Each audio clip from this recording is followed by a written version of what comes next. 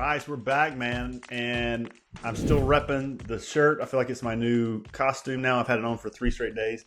But back from Miami, had a great time and ready to jump into today's episode, my friend.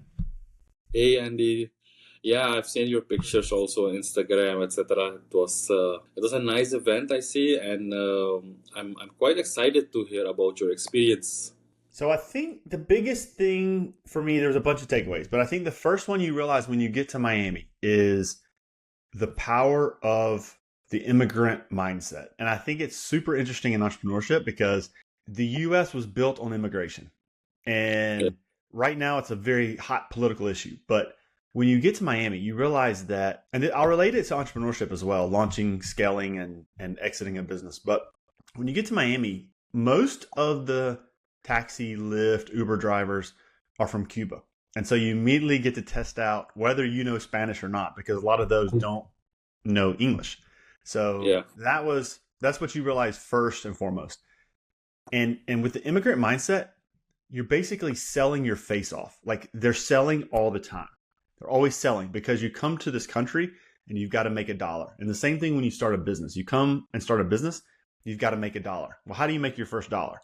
Well, you got to sell something. And I think that's the biggest takeaway, whether you're a business owner or you're just getting to Miami, is the culture of immigration and the mindset around it. And then you quickly realize this is an amazing, beautiful place. Like first thing you see is water, boats, high energy, sunshine, people everywhere. Like I love that as well. And then when I got from the airport to Miami Beach where the event was, and it's a short drive, you go over the causeway, you pass Brickell, right? Downtown Brickell where our headquarters is located. And I got to the event. You just realize that, again, energy is high. And this event specifically was around entrepreneurship, investors, and technology. So it was Tech Week in Miami. There was events in the early part of the week. This is the last part of the week. Emerge Americas was so much technology driven and AI driven. I learned in 2 short days how fast technology is changing. And the biggest thing I would say to business owners is there's this thing called Moore's Law. And Moore's Law was a prediction that technology will double every 2 years. Cool. All right. We understand that. That's the yeah, pace of growth that we get. Well, right now they're predicting that AI will 65 times grow in the next 3 years. 65 times the changes right now. So technology will be 65 times more than it is today in 3 short years. And there were robots walking around the show. There were AI solutions around everything. There were just plethora of things. And my thesis is that the technology world is changing so fast, business yeah. owners aren't going to understand how to implement and select and adapt solutions, right? And so, yes, it is an amazing place. I love it. It unlocks my brain. I was able to walk the beach. I was able to walk the exhibit hall for hours. I think I had 24,000 steps on my nice little watchy thing here that it showed. And Good, so, good. yeah, 3 good days, man. There was a lot of events afterwards that were great. I love to see South American founders. There were some Argentinian founders that I met who had created technology solutions around AI and were bringing them to the market. So they were here to learn, make connections, find investors, and find partners to help commercialize in the US. And so good time all the way around, man. Super excited to be there. I look forward to being there way more often because the energy is so high. Just the energy so high.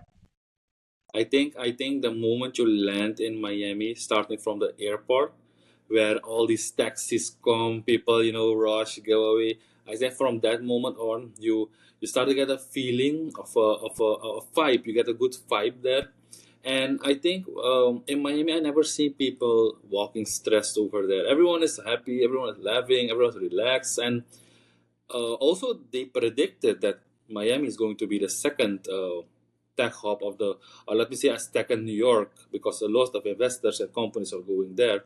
But Andy, my question was, when you were on this event, um, and you met people that are in this AI business, what do you think is still the issue, or still the holding back point, that some people are not ready for this AI? What did they share with you about their thinking about this? There's a big fear factor around AI because there's a lack of understanding, right? And so the moment you say AI, people think robots walking around taking jobs, Mhm. robots like the Terminator coming and taking over the world. And that might all be true. I don't know. But there's a big fear factor. And so what fear is doing is paralyzing people to have an open mind to adapt to the technology. So if you're a business owner and you hear technology, AI, you don't even know where to begin to put it in your business. Most Yeah, people don't know where to even use it, right? And then you kind of are bombarded by thousands of solutions that are put out on the market daily, and they're changing so fast. And so you might see, like, we're using Riverside to shoot this podcast, and what we'll do, we'll use AI to, at the end of this podcast, to get the show notes, the transcript, and it will cut in this 30-minute episode. It's going to cut 10, 15 small short clips that we can use for social media. yes, yes, And that's all versions of AI. Well, what if tomorrow a new tool comes on, or a new large yeah, language model like ChatGPT? And so I think there's levels of what I'm hearing. First is, I ain't using it because I'm scared of it. Okay, Mm. cool, got it. That's level 0. Level 1 is, well, I've heard of this thing called ChatGPT. I'm going to go play with it and ask it a question or two. And now they don't realize, like, well, there's, I don't know how many large language models there are, but there's at least 25, and they're coming on the market every day. So Gemini and all these different large language models. And then the third level is, you start to train that large language model on your data or your company or your thing that you can yeah, now use to get better information. And so I think they don't understand what AI is. I think people mistake AI for automation, right? And I think yes, that, Rice, that's the thing I came away from Miami. I was like, if you want to start a business, you got to have an immigrant mindset and sell your face off. Like, I love it. Saw that this morning on LinkedIn from a friend named Austin. Sell your face off. Cool. All right. Now, what if you want to scale your business? Well, then you need automation, technology to help you scale, because growing a business is getting $1 more revenue at a certain growth of cost. So as you grow, more revenue, more cost. As you scale a business, more revenue, no cost gain, right? That's scaling. That's that hockey stick. So yeah, I think automation allows us to do that. Most business owners don't need AI, they need technology or automation to help them scale. And the final thing I learned was, there was a lot of talks about building your personal brand, building your company brand. And I sat in all of those because I find it to be super interesting. But you start a business by selling your face off. You scale a business by automation, technology, maybe AI. You exit a business and you find distribution because of your brand. That's why we do this, right? Like, yes, for Unisports, it's been around for some time, and we're now launching in the US, but we're building a brand around it. We're telling the story because we want to play the long game and have a long-term vision to grow through and scale through both automation, which we use every day inside our business, but also brand. And so I saw that interesting transition of different levels of understanding around what AI is. But what I also saw is that if we're not open-minded to adapting to it, our business will fail. No doubt about it. No doubt about it. yeah. That's totally right. And I also saw that Bill Gates was on a podcast last weekend, and he mentioned that in the 90s he already mentioned this about AI, that AI would come on the market and what AI would be doing. And we see it in nowadays that AI is like taking over everywhere. But Andy, I saw that one of the speakers on the event was Pitbull and also a Shark Tank host. So what were the takeaways from these speakers? So my first takeaway was their energy, right? Like, they come with energy. Like, they bring it. And the show had music all around. Dude, Miami, everywhere you go has music. Like, it's Yeah, awesome. Every coffee shop. I mean, there's a new Cuban coffee shop in my neighborhood that I go work at. They have music all the time. Like, it's energy. So I love the energy. The second thing with both of them, you could tell, are very well trained public speakers. They speak about, you could tell, kind of the same thing.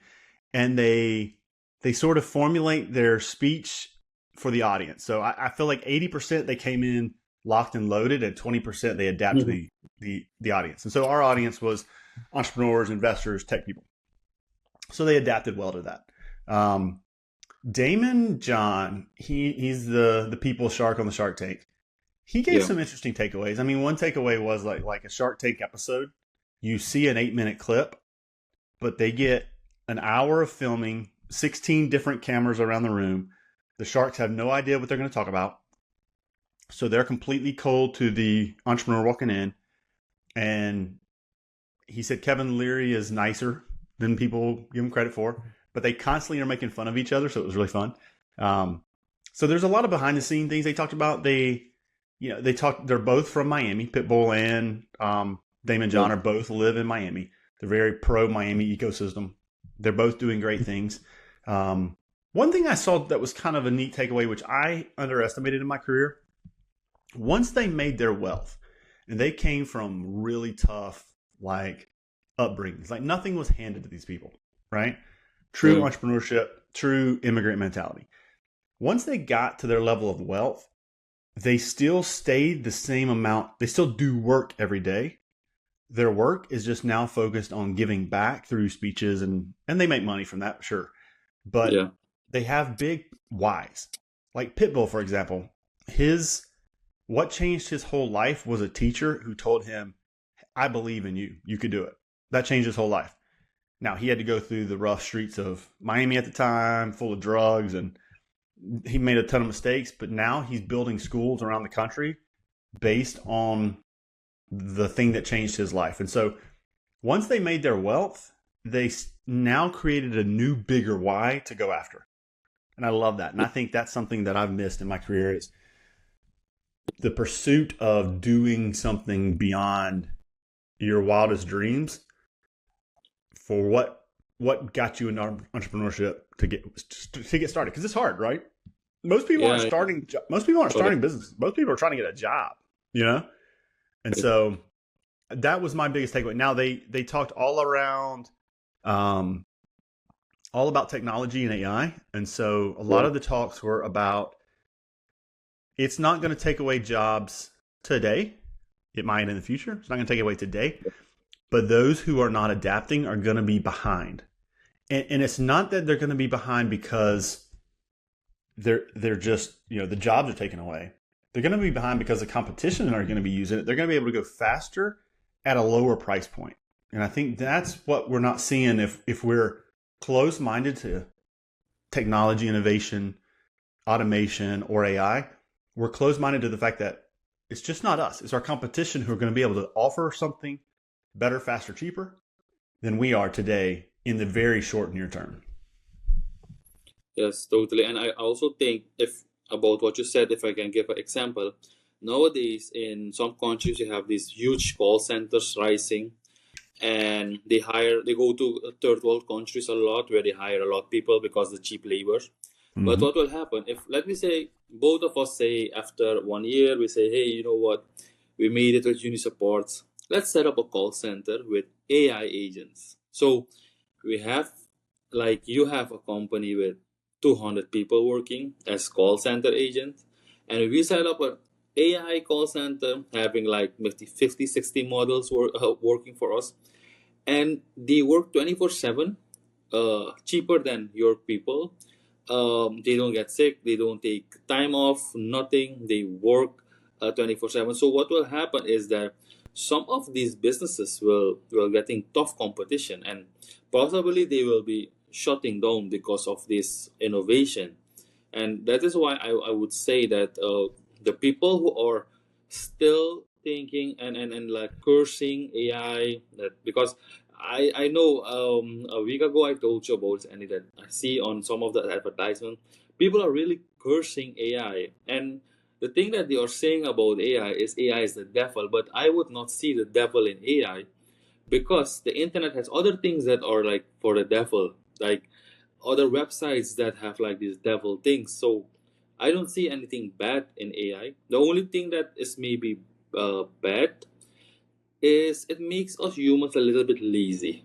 Mm. Like we don't want to go and think too hard because we can just go to ChatGPT and enter hey, give me a recipe to cook fish and tomato, etc. So that doesn't, it makes us a little bit lazy, but it doesn't bring any, I don't see anything dangerous to us.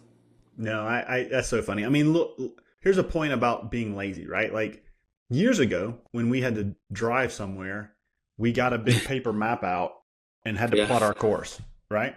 And then here comes Google Maps, Waze, all the different Apple Maps, all the different platforms. Now we can simply say, "Hey Siri, take me to this address," and we blindly drive that way. And all of a sudden now, I don't know where I'm going anymore if I didn't have that because I'm not paying attention to what's going on around me. And so that is a pitfall trap that is definitely happening. I mean, there was a professor who got up and gave a great speech from University of Florida. And I'll tell you one thing about Miami is why it makes it such a nice entrepreneurial hub is the education system down there, the government down there, the entrepreneurs down there, and the investors down there have collaborated to form an ecosystem. Yeah. That's the unlock as far as them becoming the next Silicon Valley because they've got the partners from all different areas bought into that. But there was a professor from University of Miami who gave a great talk, and he basically explained, I mean, the whole thing around why we have to adapt, why it was essentially like, hey, look, kids, you're going to find virtual teachers now. All the information is out there. Like learning has totally changed. Like he was taking us through that, and it was just super interesting. And I mean, I see it with my kids who are, I mean, in ninth grade, they're writing papers that are really good. And I had to ask, like, hey, are you, like my daughter, I'm like, did you write this? You know, like because it's changing. And so now I mean, there was somebody who gave us a talk. I have to look at, he runs a company called Hugging Face. He was a CEO from Miami. He gave a nice talk. And so they have, he basically is building his business. I forget what they do, Hugging Face, but huggingface.co or something. And he said that on Twitter, he uses Twitter as his like real time. He tells a story of the business on Twitter. And the company Twitter account, I thought this was super interesting. The company Twitter account, every employee in the company can send out a tweet at any moment. So it's just everybody talking about what they're building, what they're doing. It's just was a super interesting kind of anecdote around, you know, Yeah. the changing world that we are, both with technology and with branding, right? So that was kind of a neat, right? Speaking about, I'll tell you two things I saw which were super interesting. One was, and this is not super techie, but my wife doesn't like to run with the earpods in. Yeah. And so there was these sunglasses that are basically Bluetooth where you can talk to them, hear them, see them. Like it was cool. But I see this booth. There are 5 or 6 people, all very nicely dressed, all beautiful people. And I'm like, let's go see what they do. And so what they do is you go into Brickell where they're located, and I think it was $900. You bring 3 outfits, right? Mhm. And you read from a script. So, hey, I'm Andy at Unisupport. We're an AI automation agency. We help businesses scale and grow faster, right? Cool. And you read the script. And then you have a green screen behind you. You leave, and they create you an AI avatar of yourself. Mm. Mannerisms, how you speak, if I look down or up or whatever. And they take your voice.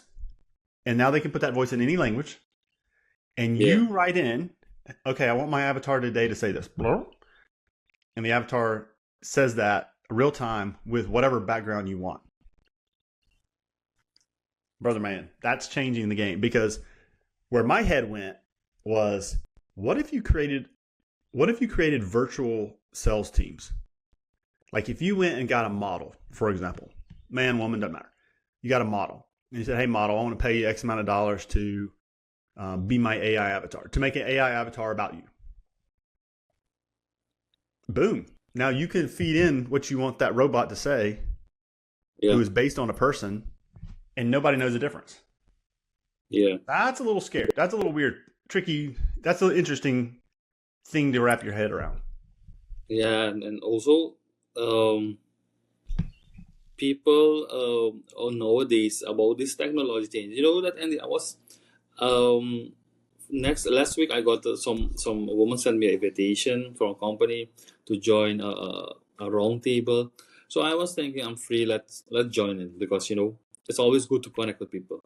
And there were like 36 entrepreneurs, most of the U.S. and one to Bahamas and one of Philippines. So when I joined the call and I saw all these people inside the call, very nice people, quite nice dress. So I was like, okay, this is going to be a very tough round table. So let's go for it. So the first thing the host asked them about lead generation, about how they do content marketing, content say SEO, etc. And I was shocked that I was the only person speaking from the beginning till the end. Most of the people didn't even know um, what Apollo was, what Instantly was, what cold emails or what SEO are. They didn't know it. And what was nice of them, they said in the call, we don't mind to pay someone that can teach us these things because we see that our business is like dropping because we don't know how to work with these tools.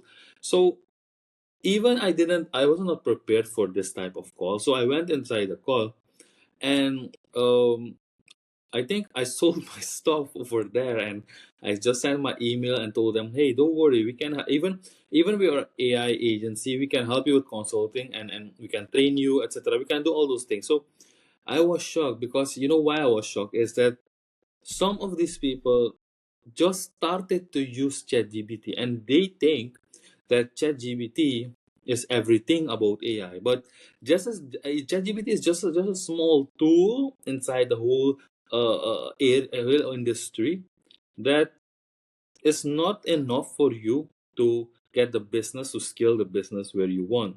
So you were in Miami and what the people you met and you told them about Unisupports, what was their first reaction, etc. about Unisupports?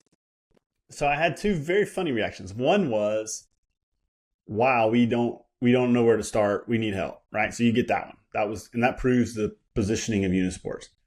I had a call with another founder who was trying to scale his business, and he was like, I told him what we did, and he was like, how do you deal with the competition? Aren't there like thousands of companies doing that? And I was like, I only know of one, and they're in New Zealand. Like, I don't know of anybody else doing it. I may just be naive. I don't know. But Yeah. I told him, I said, look, the people that we've talked to from all over the world are not competition. Like, we're collaborating with them. Like, we're all getting in the boat together. So it wasn't that company A is going to go win against company B. It was like company A and company B partner up to help more companies. Like, it was very interesting discussion because I had never heard the idea around there's too many. I've heard of IT companies that are Yeah. transitioning into quote AI companies, Yes. but there are a lot of startups who are launching businesses in industries using AI driven technology, but people who are helping others implement and install wasn't a big. It was a big vacuum, and that's why I left Miami thinking something too, Rice. And you've said this before, is maybe expediting the education division of Unisupports because that knowledge gap is only going to get bigger, and what other topics should people be learning about right now other than how to use automation, technology, and AI in their businesses, in their personal lives even? I mean, heck, we can do so much so fast now Yes. that it frees up so much time to do really important stuff. That's the good side of AI, right? Is that we're going to now hopefully have more time for relationships. I mean, the whole entire event that I was at was about people connecting, human relationships, going to events after, going to coffee shops, meeting to talk about stuff. And that with AI technology automation, we can let our businesses run over here while we live our life over here. So it's an interesting area, right? Yes, and we get more space. And Yeah, I think, Andy, the education part, why I always say education also is important, Andy, because you know what happens is that when something is booming, like AI is booming, there will be a couple of risk points that will start to pop up. Like, let me say, today I create a AI bot that looks like you, and I used, there was a big fraud happening where someone just copied someone's face. I had a live call with them, calling the company and say, hey, transfers, I think a couple of millions I needed at this moment, and the employees did it because they say, we have seen you on the camera, you were Yeah. talking to us. So that is also one of the risks that can happen. So um, you have to educate the people also how to use it, and also how to handle this type of situation, how to be safe. And I would say even AI is climbing to the top nowadays. Let's take cybersecurity hands in hands with AI, because you know you have a bot working for you, etc. But you have also some bad people outside that want to get in your company, want to hack you. So we educate the people not only to use AI, but we help the people also how to protect yourself from being getting hacked when you're using AI. So yeah, that's a good thing, and I think in a coming time, we will have that education part also rising. I think so too. It's interesting. I was very intrigued by the event you went to, where you went to kind of mingle and learn a little bit, and realize you were the subject matter expert in an arena that you didn't Yeah, expect, right? And it was so crazy for me because why I had like after that call I had a other session to go to, and I was thinking I'm going to rest a little bit in this session to listen to people, connect, and get another session with enough energy. So when they started to talk, the host asked me, "Can you please tell us how did you use it?" So I was thinking that if we hosted this event and we brought these people to our event and said to them, hey, you'll pay like a $50 or $100 and you get like the full education about these topics. And after that, we can like help you with consulting to in your business. I was thinking that, hey, look there, man, there's a huge gap there. Even we don't see it, but there is everywhere a gap these days, which you can jump in and help these people. yeah, it reminded me when you said that about one takeaway from Damon John that was, and the show in general, and maybe Miami in general, was creativity. Like, how creative can you be to use and assemble the right people, the right tools, the right technology around what you're building? I mean, Damon John gave an example. The question was, what would you do today if you were going to restart his clothing company, FUBU, for you, by you? And his answer was, retail is dead. So he was not going to sell to retail. In the old days, you would sell your shoes Yeah, or your clothing, right, for $100 to retail. Retail would sell it for $200 to the market. yeah, He said he would go to every school, and this is a little bit creativity mixed with personal branding mixed with strategy. He would go to every school, high school, university, etc., and find two people there, two of the top people who wanted to do this, and he would call them creators, local creators in their little environment. He would sell them the piece of clothing for $100, and they would sell it for $200. So now this creator is making double the money for yes. basically creating a brand at their local level, local ecosystem. He would do that all over the country. And it got me thinking about Unisports. I was like, what is a creative strategy that we could deploy in the markets where we do something similar? So anyway, creativity around that is what got me thinking, like, the old ways of doing things are Yeah, still good, yeah, but technology is changing so fast. There's got to be a better, different way, and the people with the ideas will win. Somebody else said, in the old days, ideas were everywhere. Now, ideas are the gold mine. Like, now, implementation of stuff is like, or execution of different tasks, or can be automated. But yeah, ideas, which is creativity, essentially, is where it's at. And so yeah. that was a neat takeaway. It got my. I actually left Damon John's talk, went straight to a coffee shop just to think for about an hour about how Unisports could adapt a strategy and what is a creative strategy in terms of go to market. So yeah, man, Think These, time, relax time are important, and being creative is extremely important.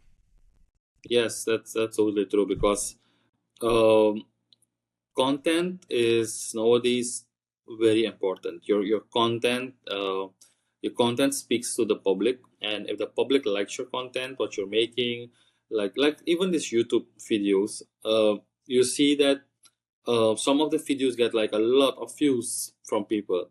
That means that they like the content. That's why they looked at it. So nowadays, if you don't mix up with this content, also automation, all this cool new stuff, yeah, you're going to get back. And if I was, let me say, I was like someone from, I was 60 or 70 years today, what I would have done is I would hire some of these new Gen Z kids and use their ideas because the new generation has like these cool ideas what they do and use that, yeah, to sell my stuff.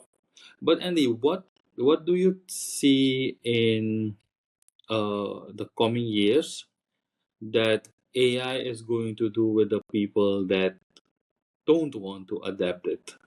Yeah. So one thing I'm going to see is that the people and the businesses that adapt are going to run laps around everyone else. So they're going to go much faster.